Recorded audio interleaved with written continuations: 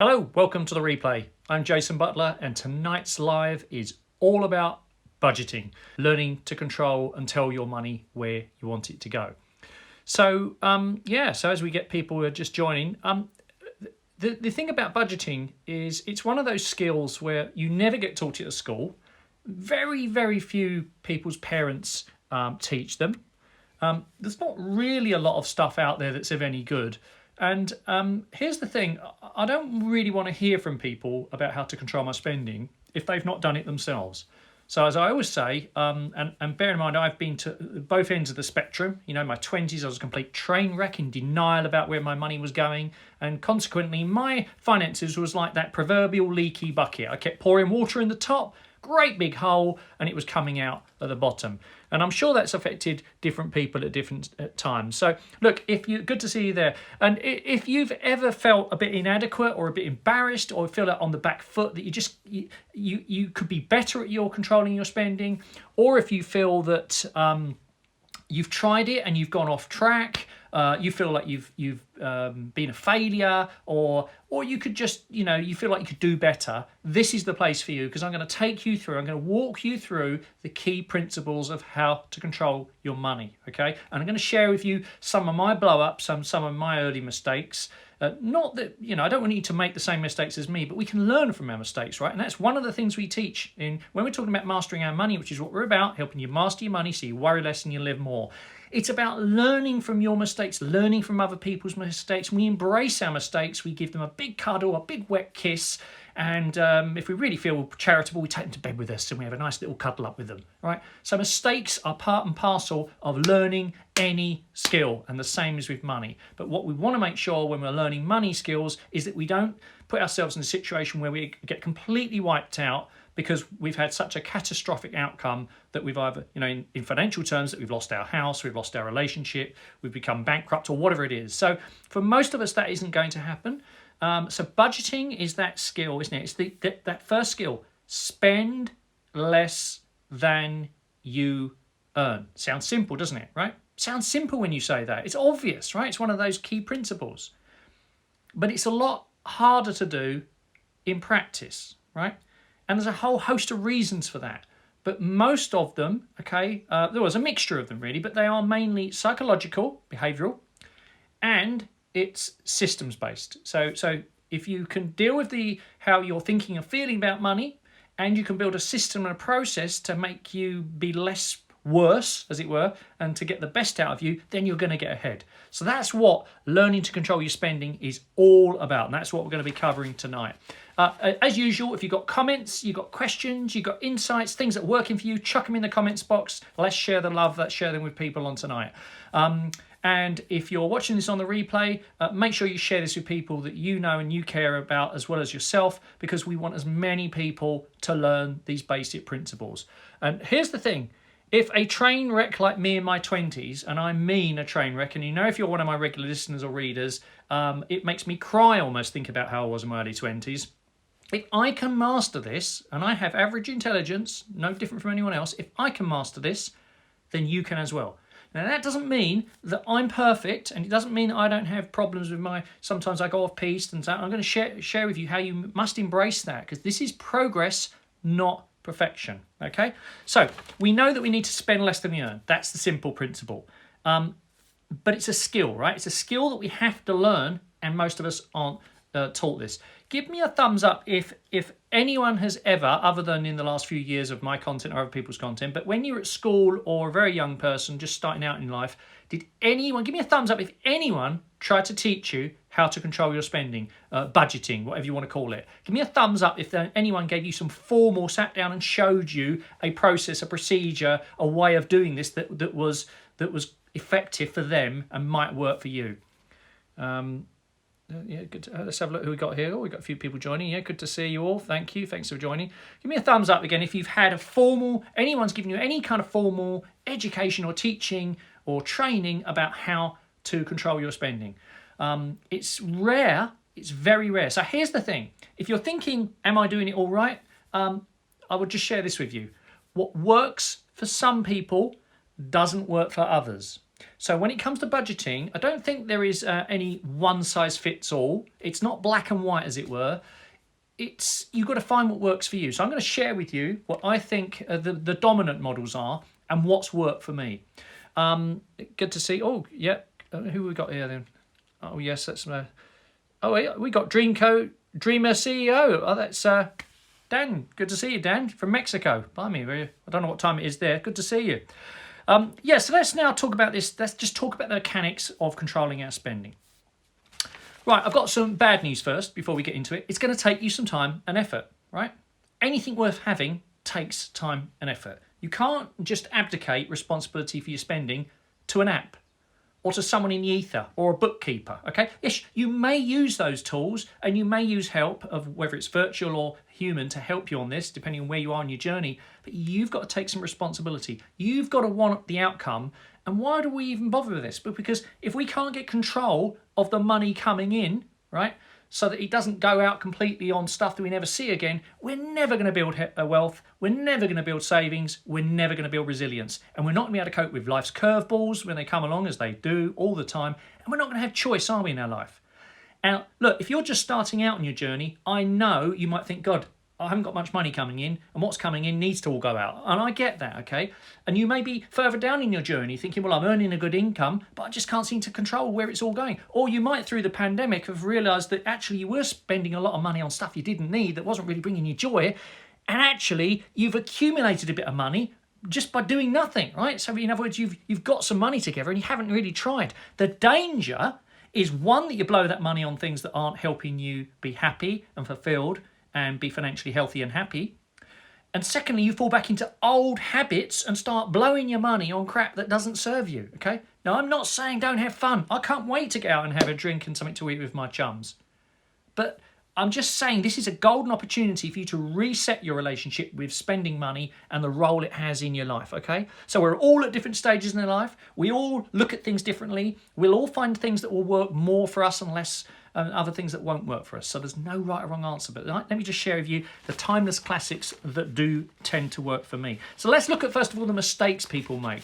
You know, it's a bit like dieting, isn't it, or exercise. Or tried that once and it wasn't for me. It's like going to the gym. I remember a guy who sadly died when he was 51, very serious health issues, massively overweight, and he would never do any exercise. And he said, he went to the gym once when he was 23 and he didn't like it. Well, okay, the gym probably wasn't for him. But doing exercise each day, small things each day which would help keep him healthy, that he needed to find what would work for him, a brisk walk. Same with your finances. If you find that what I'm going to say here doesn't work for you, you might think, okay, well, I'll try the envelope method, or I'll try the jars method, or I'll try the you need a budget method. So find what works for you. Even if what I say to you don't think this is for you and it's not going to work for you, don't let this be the end of it, right? I'm not letting you off the hook.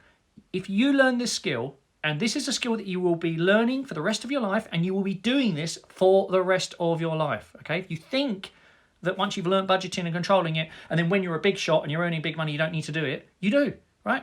I've done okay in life, but I still apply these principles because they keep me feeling well about myself, they keep me financially healthy, and they help me sleep well at night. So, got to put some time and effort in, and you will never stop learning this, and you will never stop applying it. Let's just have a quick look. We've got a little comment here. Who's this from? I use a play jar so that I have fun but still say discipline. Yeah, that's a very good point. I'm going to come up with that, actually, Dan. I'm going to talk about fun. So let me just give me a thumbs up if you have come across my smart spending system. Just interesting to know if anyone's seen that. It's on my website. It's Money Milestone 1. It's called the Smart Spending System. And it introduces this concept of the 3 U's, because before you can understand budgeting, you need to understand the role of identity. And so let me just take a minute to explain this. There are 3 people in your money life. This is how I see it anyway. There is the future you, all right? Your future you is basically everything that's not right now. It could be repaying debt, it could be building up savings, it could be saving for retirement, it could be building up money for a house, anything in the future that is about improving your financial position. Then there is the essential you. That is all of the spending that you need to keep your metaphorical lights on. That's a roof over your head, that's food in your belly, that's heat, light, transport, getting to work if you have to get to work. It's all those essentials. And then there is the fun you. Now, as Dan was saying, we all have to have some fun in our life, but it doesn't always have to cost the earth. Or we have to make sure that we spend on fun. If we're going to spend money for fun, that one, it's effective fun, effective spending. But also, we've got to make sure that we've got enough money that we've made allowance for it. Now, I don't know if anyone of you have listened to the Real Money Stories episode, my podcast, Real Money Stories, where I interviewed Alex Holder, who is the author of a fantastic book called Open Up, the power of talking about money. And in one of her chapters, I can't remember which it is, she talks about, I think she calls it drink, drugs and rock and roll or something. And she actually says that, look, one of the things you have to do, if you have vices in your life, which other people might think are not healthy and not conducive of a happy life, it's not here to judge. If you do take drugs or you do drink alcohol or you do have other addictions, then or things that you find you like, then put an allowance in your budget for it. Don't be in denial that you if you like nice wine, put an allowance in for it, okay? That's under fun. It's okay, but be honest. And this is a theme, right? So let's look at some of these mistakes. So first of all, people winging it or mentally tracking it. They have a rough idea, right? Who hasn't been guilty of a bit of, I've got a handle on this, I know what I'm spending, right? I know where it all goes. I roughly got this coming in, that going in. I was in that situation for several years. I lived in a complete mental fog of thinking I knew where all my money's coming. And because I had lots coming in when I was younger, when I was earning the equivalent in my early 20s, I was earning the equivalent of 120 grand a year in today's money. Unbelievable. I still can't remember what I spent most of it on. It's all a haze. But I used to think I knew where it was going. So mentally winging it, and having no clarity on where it really is going, okay? Now, there's a lot of reasons for this, and I think it's because a lot of people are scared of the truth. There's a pain there of accepting where the money is going. It's almost like picking at a scab. You sort of, you've got to do it, but you don't really want to do it. It's painful, but it's pleasurable. You've got to get to this, right? You've got to get the clarity about where it's all going. So once you get truth to you, you can then do something about it, okay? Don't rush into your partner. If you do this on your own, don't rush in and say, God, do you know we spend this amount on shoes or we spend this, because you're going to get someone's back up, right? And you're going to cause tension in your relationship. Possibly do this together or do it on your own and then gently just sort of show your partner, look, I've just been looking at what we're spending the money, and don't be accusatory about it. Don't put the person on defensive. But more importantly, you've got to get the truth. Another problem people have is they're spending on their wants, and I would say every want is a need. And we'll come back to Sarah Newcomb, is a psychology professor, who says that every want is a need. There's no such thing as wants and needs. Everything is a need, even if it's something you want. And the trick is, one is you can't have everything you want straight away. Secondly, you've got to be able to afford it. And thirdly, not all things that fulfill that need to involve spending money. Okay.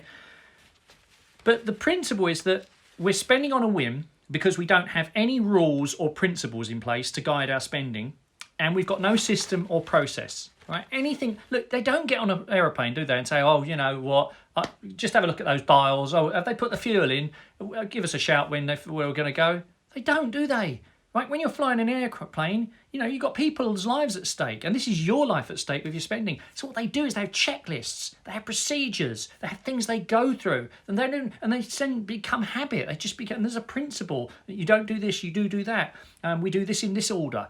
So it's learning a process or a system so that it's easy for you to do the right thing. To think you can do all this on willpower and motivation is fickle. It's ridiculous, right? Because we're human. You get tired, something happens, things go wrong, you feel low, and that's when the danger happens if you don't have a principle, if you don't have a process, and you don't have a system. I think also a lot of people lack confidence. If in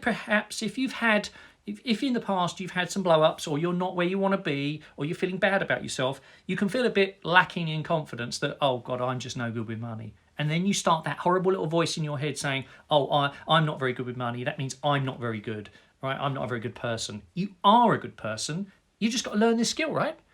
Oops. So all you've got to do is change that voice in your head, right? I'm going to learn to be a good budgeter. Will there be people who are better than you? Are there spreadsheet nerds? Yes. Okay. Are there people who need to get out more? Probably.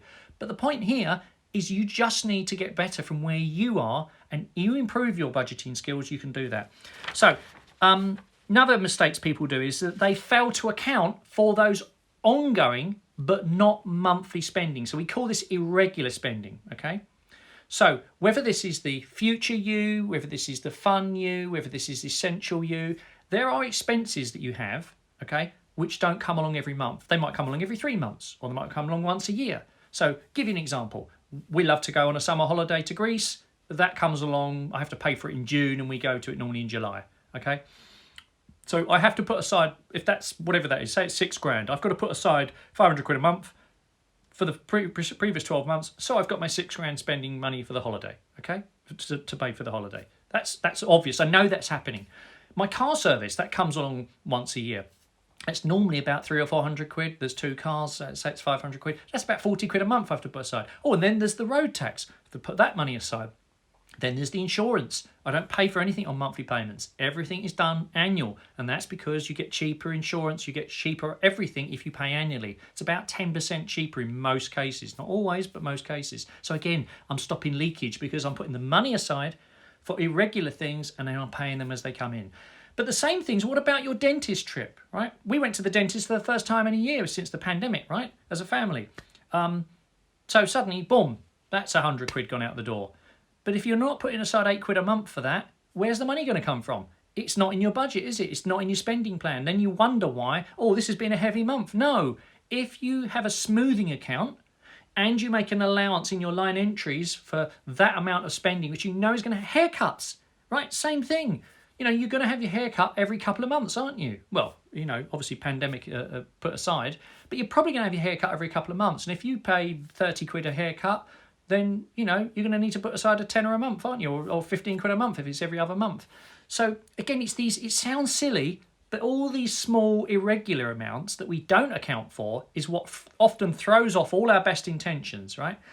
And then, as I say, another one is having a plan that doesn't balance, right?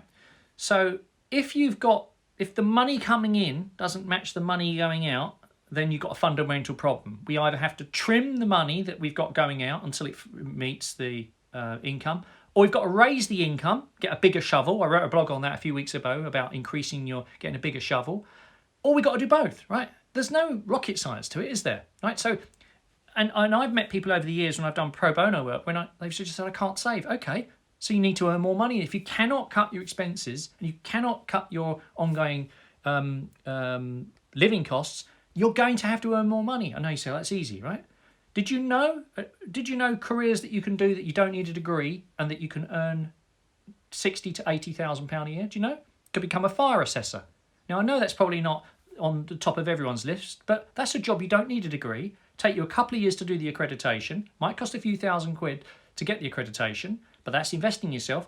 What's difficult about going around assessing buildings? There aren't enough fire assessors in the country. Now, I'm just giving an example of, okay, I don't earn enough money, so what do I need to do to earn more money? It might be second jobs and stuff. So getting your budget to balance, okay, whatever you have to do, cutting costs or raising income or both is the key. For most people, though, I'm assuming here you've got enough coming in, that there is enough to wriggle room, that what you need to do is just optimize the spending you are doing. So you may have heard of the CEO approach, the cut costs, increase income, optimize spending, okay?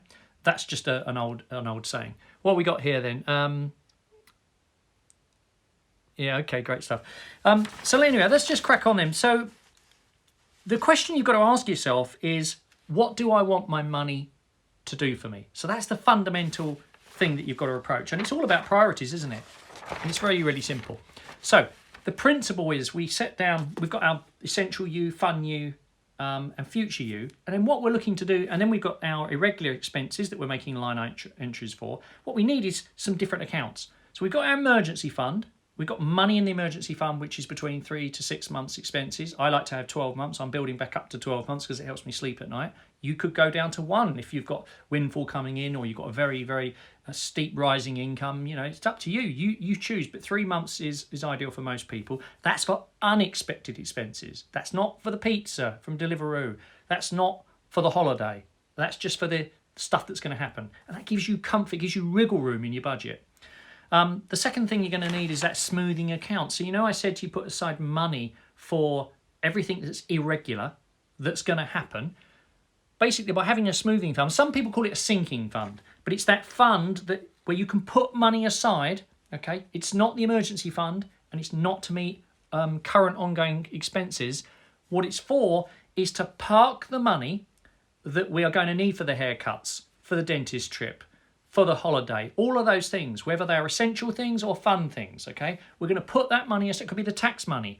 You're going to put the money in that smoothing account so the money is there. It's what we call aging your money. The money is sitting there waiting to take care of the expenses. And how many of you account for Christmas presents and birthday presents? You know, if you are buying people stuff, presents, put that in your spending budget. But here's the thing, I want you also to change the terminology. I don't like the word budget. It's sort of like a boring thing that accountants do, right? Isn't it? That's what I think.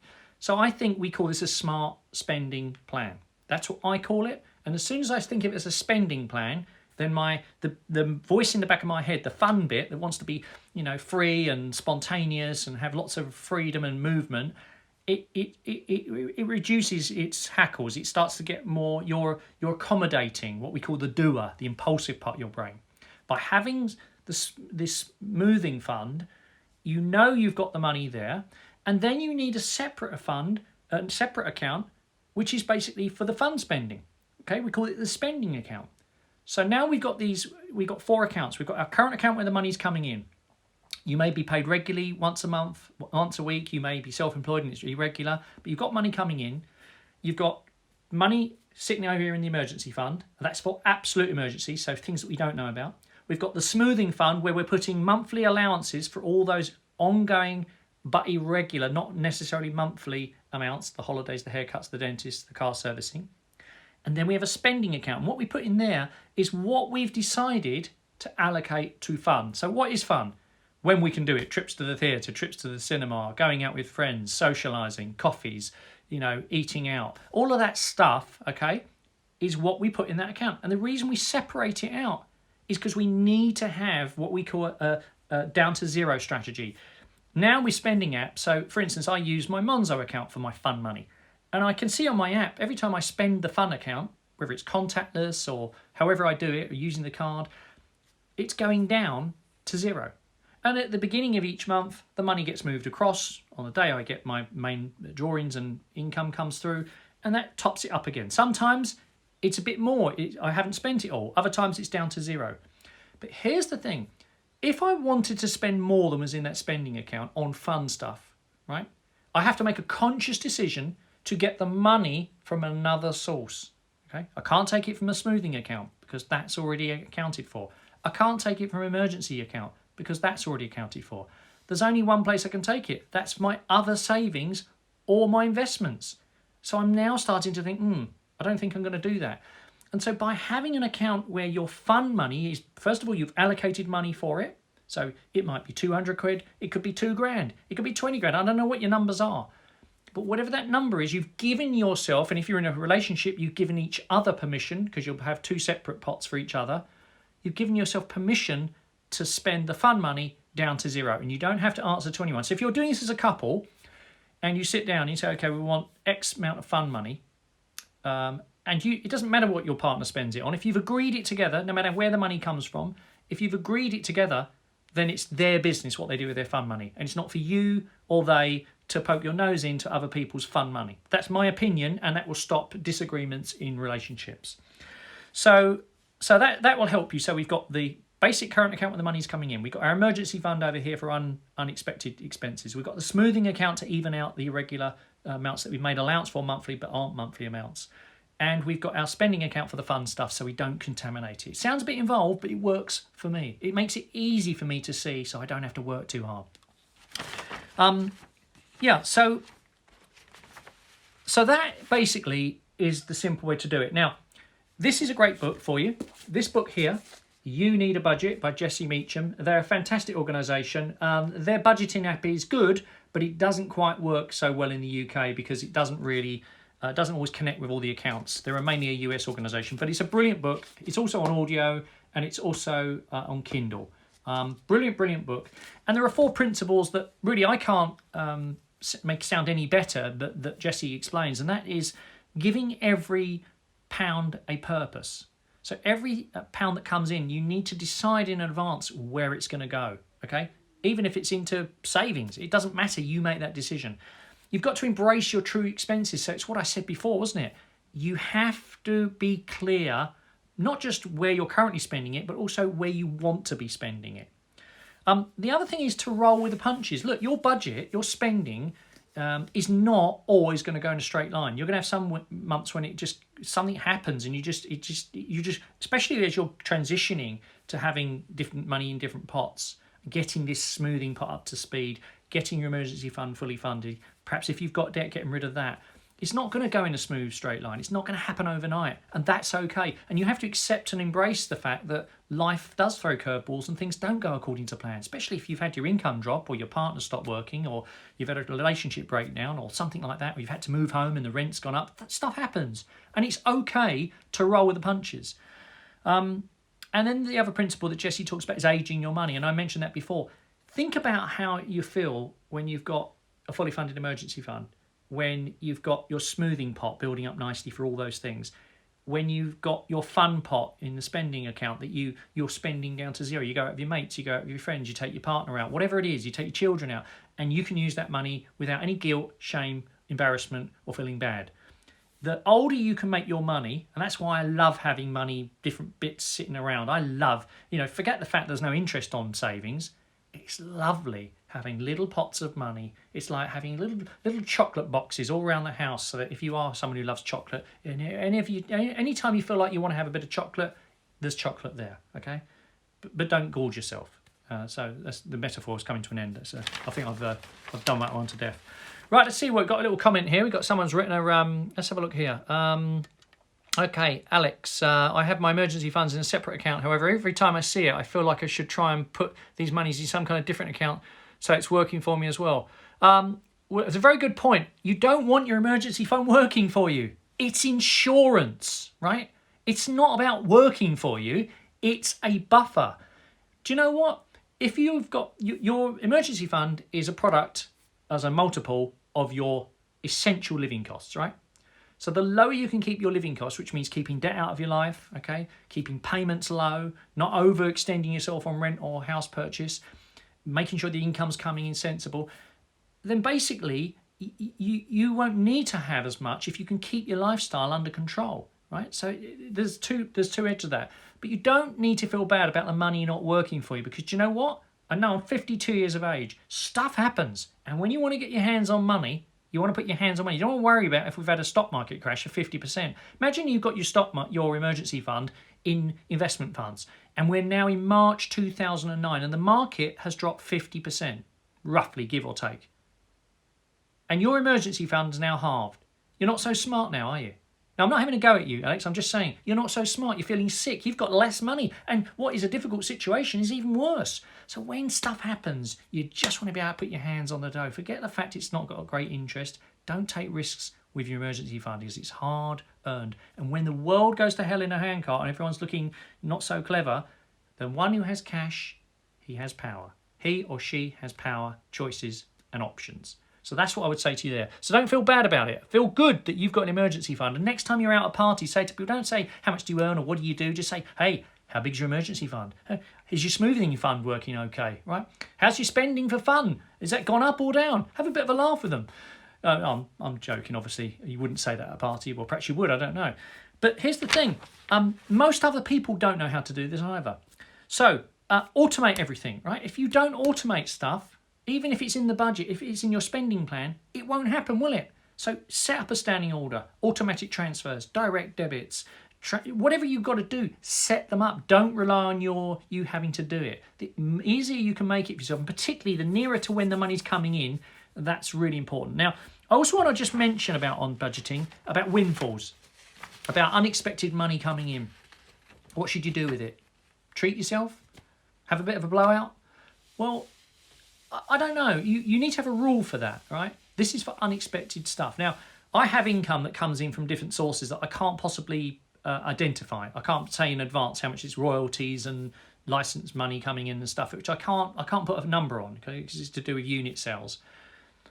And the way I look at that is I don't account for it, okay? And when it comes in, all I do is I just add that to the emergency fund. That's all I do. That's my rule. So unexpected income that comes in, add to the emergency fund. In other words, I wasn't expecting it, so I'm not going to let it mingle in my account, because my spending plan doesn't accumulate that. My rule is to put it in the emergency fund. Now, you might have another rule. You might say every piece of unexpected income, chuck off the mortgage, or chuck in my ISA and invest it in stocks and shares or index fund. You can have your own rule, but don't let that just happen, because we all have little bits. It could be birthday money, whatever it is, but have a rule for that. So have a rule for the money that's flying in that you didn't expect, as well as the expenses going out. And that's another side of that spending and budgeting, smart spending, right?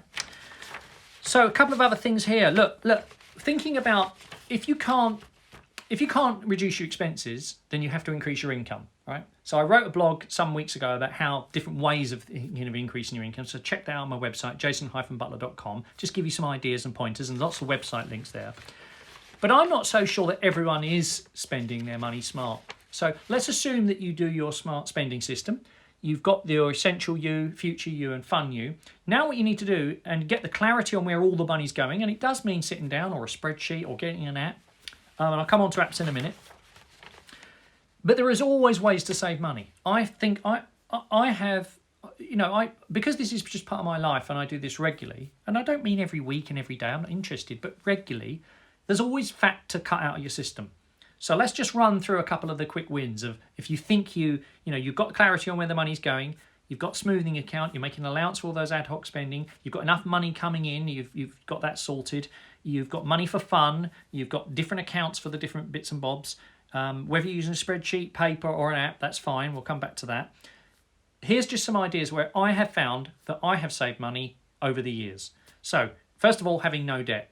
Right? Now, you might think, oh, Jason's smoking something, everyone has debt. Well, I don't have any debt, right? We don't do that now. But if you've still got debt, the quicker you can get rid of the debt, then the more it's going to free up money. And it should be a priority to get rid of it. So non-mortgage debt, you've got to get it out of your life. Right? That is really important. But if it's going to take you time, and we use the snowball method, which we know works scientifically, if it's going to be a while and you've got a larger debt that's hanging about, think about reducing the interest on it, because your credit rating may have gone up, your circumstances may be better, your affordability may be better. You might be able to get a salary-linked loan from your employer. I work part-time with a company called Salary Finance and Neighbour, when I do all their educational side, financial education, where they offer loans that are often 1/3 to a half of the cost of what other people are providing, because it's deducted from your pay before you get paid, and they get paid, so their risk to them is lower. So try and reduce the cost of existing debt. Try and reduce the cost of your mortgage. What about going to your landlord and asking for a rent reduction in return for something? If you could trim the rent back a bit, I would do this. Would you be open to me doing some maintenance or something? Just ask, right? Because, if you don't ask, you don't get. Why not think about moving if you're renting someone that's expensive? Why not think about buying if you're in the right position? Would that be cheaper for you? And cheaper when you add in the maintenance as well. I've done a video on that as well for you. Memberships and subscriptions. Just go on your phone. If you've got an Apple phone, just go to where your name is, then go down to subscriptions. On Android, you go to Google Play, down to subscriptions, and just cancel everything that doesn't look sensible, that you don't absolutely need. Same with your credit cards and debit cards. Just cancel them, right? Just cancel them, and hopefully, if there's continuous payments going out on them, they will be stopped because the card is no longer active. It might take a while, but it will flush them out. I don't have a credit card these days, but when I got rid of it, it flushed out several payments. I mean, they came to several £100s. Unbelievable. Energy. If you want, DM me and I'll send you a link where you can get £50 off your bill from Octopus, off your first bill with Octopus. I'm using them now for all my properties, and we have a renewable energy as well, and they're a very, very good company, very fair price, fantastic customer service. You actually speak to people, very good. So there's 50 quid towards your first bill. If you DM me, I'll send you a link for that. Use own brands. Why are you buying Heinz baked beans? It's all the same, you can save a lot of money. Pay cash for stuff, right? Okay. Ask if you can get a discount. What's not to like? Packed lunches. It sounds a bit boring. Perhaps have a packed lunch 2 days a week and take, and buy food out another day or 2 days a week. It's not about going without stuff. Insurance, there's always money to be saved on. Life insurance. If you bought life insurance 3 or 4 years ago, it's cheaper now than it was then. Forget the COVID thing. Life insurance has got cheaper. Car insurance, house insurance, health insurance. I have to have private health insurance, and they tried to put my premium up about 40 quid last time. I said, I'm out of here, boy. I don't need this. I'm moving. And suddenly they did something, and it ended up being 12 quid a month cheaper. So not only did I net get an increase, I get it 12 quid a month cheaper. Our view is no. Now, what's the question? No to spending, no to increases. Can we have a reduction? What do we need to do? Just being smart, just being every pound's a prisoner. And think of it this way. Every penny that you spend, right, you've got to earn somewhere, haven't you? Now, whether you earn it from passive sources or whether you earn it from trading time for money, it's still coming from somewhere. And if you are trading time for money, your time for money, then you're trading your time. So you've got to say to yourself, okay, well, if I can save £100 a month just by going through my expenses, being more mindful, that's the same as earning £100 after tax, isn't it? How many hours do you need to earn £100 after tax? So it's worth it. It's almost like a second job. You're running your spending should be like a second job, right? It is like this. People going about side hustles and earning a bit more income, but that's what it's like. So where else is there? Said about mortgages, groceries, right? We're all spending more, aren't we, in lockdown, or we have in our household anyway. We tend to spend more when we're not going out. So, just watch carefully there. There is always fat to trim on groceries. Buy the butter, 5 or 6 of them when it comes up on special. They last for weeks. I'm just saying, be mindful.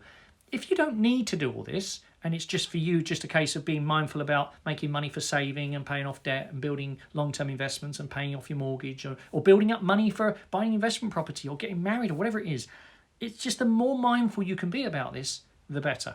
So those 4 principles from You Need a Budget, okay, which is the brilliant book from Jess Mecham, okay, brilliant book, is every pound gets its job before you earn it.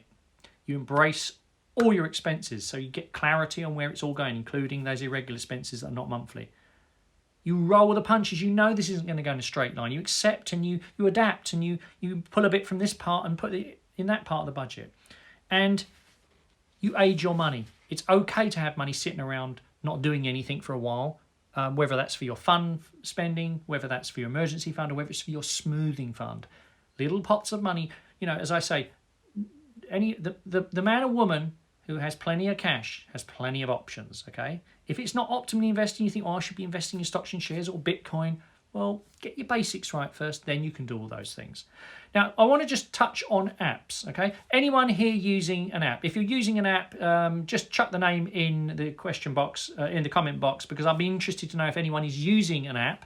So there are a number of different apps, and I'll just run through the ones that I'm sort of aware of are credible and what I think of them. So you've got free apps, haven't you? When I say free, they're free to a degree. You've got Emma, Money Dashboard, and Yolt. They're the sort of the big boys, as it were. They've been doing it the longest and have the connections, and they are essentially free. In the case of Emma, you can pay for upgrades, and I think the same for Yolt as well. Now, I have dallied with all of them, and I would have to say, it's difficult because they're all different. They're all good in different ways. I love the interface of Emma. I love the way it comes out at you, and it's sort of quite jokey and it's got quite a conversational tone. I quite like that. It goes, whoa, like when I paid into our ISAs and pensions this month just gone, it said, whoa, you've had a big month. So that's interesting because it doesn't really understand that I'm just moving money around my balance sheet. Money Dashboard is great. I love Neon because you can actually, that actually links with a desktop version, and I like that because I'm a bit of a spreadsheet geek. I think Yolt is quite good, I think, if you're doing overseas payments and things like that. That's quite a good one for that. But you may have different views. Let's have a look here. Anyone got Money Dashboard, toolbar? Yeah, okay. Let's have a look. Anyone else using anything? So only thing we're using is Money Dashboard. Okay. There is another app called Money Hub. Now, I know the lady who's the CEO here. I don't have any financial interest in them, but I do know they are fantastic, real great team. It's called Money Hub, and it's 99p a month. And what's interesting about it is it's very, very, very well built. And because it's a subscription model, £1 a month, you can imagine you get, you're getting good stuff straight out of the stocks. But also, I think one of the best, what I call banking budgeting apps is Monzo, because I have a Monzo account, and it does have the ability for you to create budgets in there. So by all means, use apps. Try out those. You can try the free ones, perhaps try Money Hub for a bit, see how you go on. But here's the thing, all the apps in the world, they are merely tools, right? They're not crutches. They're not going to do this for you. You have to be mindful. So go to my website, jason-butler.com, download the smart spending system, which you can get in the tools section. Just look at that and do an audit of where the money's going. Work out if it's balancing. Work out if you've got enough in the different pots. It's pretty straightforward. It's a one-pager. But here's the thing with, as I say, learning to control your spending. The more you can control your spending, and the more you can be mindful and align the spending with your priorities and what's important to you, and ensure that your resources are adequate, then you're going to get ahead. And what you might find from this is that you can't afford your job. So I just want to finish on this point. I want to wash up on this. You might find that as a result of all this exercise, and this is ongoing, you do this for the rest of your life, you will be running a smart spending system. Doesn't matter how much money you earn. Okay. Yeah, you might get an assistant to do it, or you might get, a bookkeeper, or you may get someone to sort of do the grunt work if you become a multi-millionaire earning millions. But you will always have this, just like you do in a business. You'll always have this smart spending system, or your budget, or whatever you want to call it. But what you might find is that when you've looked at all this and you've got the total clarity and you're embracing your expenses and you've got the different pots, that you just don't earn enough money and you cannot afford your job or your role. In which case, you're going to have, as they say, what's it in Jaws, they said, you're going to need to get a bigger boat. You're going to need to earn more money. And once you get that clarity of, so I need to earn more money. I've got to hustle. I've got to do a side hustle. I've got to change jobs. I've got to change careers. It might not happen overnight. And in this week's Real Money Stories, it's a brilliant episode with behavioural finance expert Dr. Greg Davis, who was the guy who headed up Barclays Behavioural Insight Unit. He now is the CEO of Oxford Risk. And he spent 3 years planning to escape from Barclays. Now, he liked working there, but he said it wasn't about the money, but in order to escape, I needed to make sure that I had a control of my spending, that I stacked up cash, that I invested my time and money into making contacts and making sure that there was work from when I left. So it took him 3 years to move. And he's an entrepreneurial character and he loves the freedom of what he does. And initially he earned less, but now he's probably earning more. So the whole process of smart spending can be liberating because it can tell you whether you can afford the job or the career or the things that you're doing with your time. And that clarity, that honesty you're going to get from knowing where the money's going, because this is not all about living like a monk and on, cheese and crackers. If you want to have a grand's worth of fun and you haven't got enough money coming into to fund a grand's worth of fun, then you either need to go without the fun or have less fun or earn more money. But once you get the clarity, you can then say, okay, so what do I need to do to change it? So that is a quick masterclass. There are lots of other budgeting things. There is the envelope method where you put cash in and you write down what they are. You can put names on savings accounts so that you're emotionally connected with them. You can run a spreadsheet. I run a spreadsheet. Even though I do all these apps, I run a spreadsheet. I love my spreadsheet. It's my go-to, my little hidey hole, my warm little embracing blanket, which I love. And it's telling me I have a 5-year cash flow, right? It tells me where there's likely to be problems so I can fix those problems now. We know it's not going to be accurate, but I have a 5-year cash flow just to give me a sense of where I'm going to be. And then I compare that once a year with what I thought I was going to be with my balance sheet. And here's another thing I want you to also track. As well as tracking your spending, your budget, I want you to track your net worth. And I want you to include in that net worth, not just your savings, your debt, your house, your investments, your pension, your car, your possessions, all of that. I want you to include a reasonable present day value for all your future income. So if you're earning, let's just say you're earning 30 grand a year and you've got 30 more years, okay? That's 900 grand excluding inflation in today's terms. So the question is what you're going to do with that. Put that on your spreadsheet and you won't feel so bad. The question is how much of that on your balance sheet that is human capital are you going to convert into financial capital? And it's okay to spend some of it on fun. It's okay to spend some on the essentials of life. That's fine because, we've got to live. But it's your choice. You're now starting to realise that you're not as poor as you were, that you're controlling spending and tracking your net worth, which includes your financial capital, is about you getting the clarity so that you can make progress and you're not seeking perfection. Hopefully that's been helpful today. Give me a thumbs up if that's been useful, if there's anything in there that's been useful. I've got a question here. Peter, what apps do you personally use to track cash flow? I currently use Excel, okay? And I built a custom Excel sheet. Now, people like Making Money Simple, Ryan, he's built his own sort of custom Excel for tracking investments, which I think you can buy from him. I built my own custom sheet because it works for me and it all links. I've got lots of different tabs So I have inheritance tax calculations. I've got a defined benefit pension analyzer because my wife has defined benefits. So I keep all the tabs, but it starts with net worth tracker, balance sheet, 5-year cash flow, 1 month cash flow, 12-month cash flow. Okay, and they all link into each other. And it enables me with charts and graphs so I can see my progress, and I can also zero out and I can zero in. So, and then I run a 30-day rolling cash flow. So my cash flow is continually updating, and all I do is just import the transactions from my bank, and it just automatically updates, and I love that. So I'm not relying. By all means, use the Emmas of this world, the Yolts, the Money Dashboards, Monzo, whatever you want, but learn what I call, like we learned when I learned to fly. I learned to fly aircraft when I was in my early 20s, but we learned to land in difficult conditions. So when the sun was shining, it was easy. So if you can land a light aircraft when it's real strong crosswinds and get it on the floor and not kill yourself, you can always cope with the calm winds, clear skies.